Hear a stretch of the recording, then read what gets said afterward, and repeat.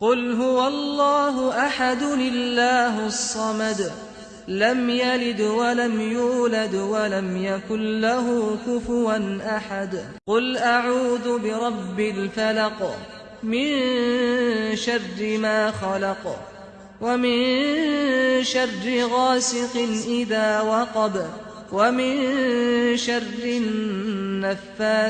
في العقد ومن شر حاسد إذا حسد قل أعوذ برب الناس ملك الناس إله الناس من شر الوسواس الخناس الذي يوسوس في صدور الناس من الجنة والناس